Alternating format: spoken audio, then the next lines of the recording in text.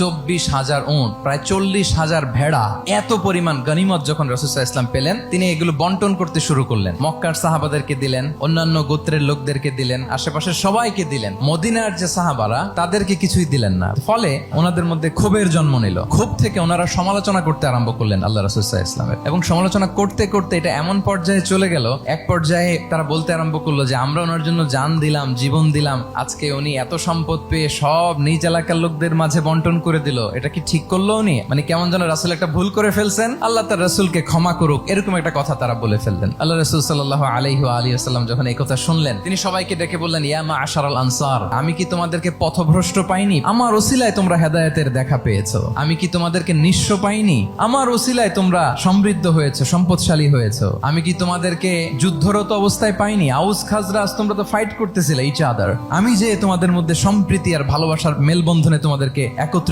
করে দিলাম। আর দুনিয়ার সামান্য কিছু জিনিসের কারণে তোমরা মনে কষ্ট পাচ্ছ, যেটা দিয়ে আমি কিছু মুসলিমদের হৃদয়কে আকৃষ্ট করছিলাম, আর তোমাদেরকে তোমাদের ইসলামের উপরই আমি ছেড়ে দিয়েছি। আমি জানি আমার আনসাররা তাদের হৃদয়ে যে ইসলাম আছে এটাই তাদের জন্য যথেষ্ট।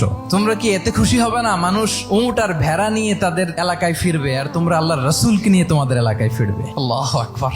তারা বলল, ইয়া রাসূলুল্লাহ, আমরা শুধু আপনাকে পেয়েই খুশি। রাসূল সাল্লাল্লাহু আলাইহি ওয়াসাল্লাম বলেন, গোটা বিশ্বের মানুষ যদি এই পথ ধরে আর আনসারীরা যদি এই পথ ধরে, আমি এই পথ ছেড়ে দিয়ে আনসারীদের পথে হাঁটবো। আল্লাহ তুমি আনসারদের ক্ষমা করো, তাদের সন্তানদের ক্ষমা করো, তাদের নাতিদেরকে ক্ষমা করো। এভাবে মর্মস্পর্শী বক্তব্য যখন ইমোশনাল ইন্টেলিজেন্স দিয়ে যখন রাসূল সাল্লাল্লাহু আলাইহি ওয়াসাল্লাম বললেন, তারা এসেছিল ক্ষোভ নিয়ে, অসন্তোষ নিয়ে, পরে সবাই কান্না করে রাসূল সাল্লাল্লাহু আলাইহি ওয়াসাল্লামের কাছে ক্ষমা চেয়ে সেই মজলিস থেকে উঠতে বাধ্য হয়েছে।